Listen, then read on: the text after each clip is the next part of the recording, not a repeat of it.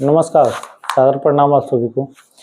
पहली बार किसी black dress में मैं कोई वीडियो बना रहा हूँ और ये वीडियो बनाना ब्लैक ड्रेस में इसलिए ज़रूरी है कि जो हमारे बहन के साथ घटना हुई है कोलकाता में, जिस डॉक्टर उस महिला के साथ, उस बेटी के साथ, हमारी उस बहन के साथ जो घटना हुई है, मुझे लगता है कि उसकी कोई भी खबर अगर हम आपको सुनाना चाहें, उसके लिए ब्लैक ड्रेस ही ज़रूरी है, उसके लिए ब्लैक डे ही घोषित होना चाहिए। आपको बताते चलें, जो घटना हुई उसके बाद से आज जो कोर्ट में घटना घटी, ये जानना सबसे ज़रूरी है।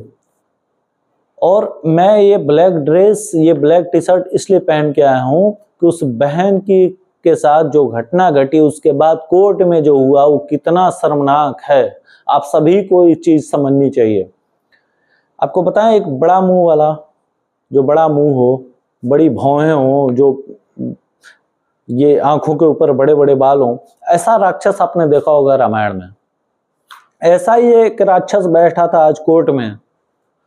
मैं इस चेहरे को राक्षस इसलिए कह रहा हूं, जो अब मेरे पीछे आप देख रहे हैं, कि ये चेहरा जब उस बहन के लिए, उस बहन का मामला जब कोर्ट में चल रहा था, उसकी सुनवाई जब हो रही थी, ये चेहरा हंस रहा था। और ये चेहरा जानते हैं किसको डिफेंड कर रहा था? उन दरिंदों को डिफेंड कर रहा था जिन्होंने उस बहन का बलात्कार किया, जिन्होंने उस बहन के साथ इतनी निर्दयता के साथ उसकी हत्या की। उसको डिफेंड करने वाला ये चेहरा, मैं आपको बताता चलूं, इसका नाम कपिल सिब्बल है। आप सभी जानते होंगे। ये कांग्रेस का नेता है, पूर्व मंत्री भी रहा है कांग्रेस का। मैं बहुत इज्जत से इसका नाम नहीं ले सकता, भले मेरा चैनल यहाँ से रिजेक्ट हो जाए, मोनेटाइज न हो, डीमोनेटाइज हो जाए, लेकिन इस चेहरे को जो कोर्ट में हंस रहा था, मैं एक एक शब्द कोर्ट में जो हुआ आपको मैं बताऊंगा। इस चेहरे को आप याद रखिए।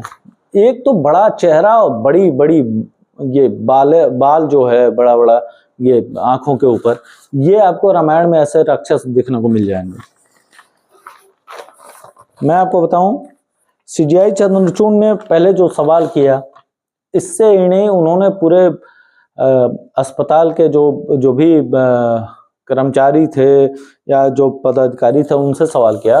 सीजीआई चंद्रचूड़ ने पहले पूछा कि लड़की की लाश के 3 घंटे बाद एफआईआर दर्ज क्यों हुई? जब हत्या हुई, जब बलात्कार हुआ, उसके 3 घंटे बाद एफआईआर क्यों दर्ज हुई? दूसरा सवाल उन्होंने पूछा, अपराध अगर अस्पताल में हुआ तो पिता की अनुपस्थिति में अस्पताल के लोगों को एफआईआर दर्ज कराने में क्या दिक्कत थी?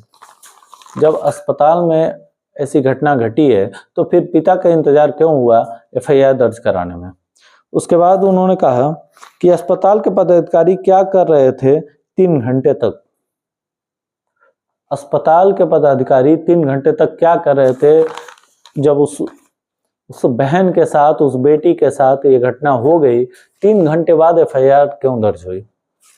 हमारा और आपका सबका सवाल ये होना चाहिए, और हम सब इस मामले में बहुत संवेदनशील होने चाहिए, और हमें ये सवाल करने का अधिकार होना चाहिए कि 3 घंटे के बाद एफआईआर दर्ज होती है और कहा जाता है अस्पताल प्रशासन की तरफ से कि उसके पिता नहीं थे। जब अपराध अस्पताल में हुआ, जब अपराध अस्पताल में इस कदर हुआ कि उस बेटी की बलात्कार किया गया, उस बेटी के साथ इतनी घिनौनी हरकत की गई, तो उसके पिता का इंतजार क्यों किया गया? जबकि वो कर्मचारी थी उस अस्पताल की, वहां कार्यरत थी और उस समय ऑन ड्यूटी थी, तो फिर उसके पिता का इंतजार क्यों किया गया 3 घंटे तक?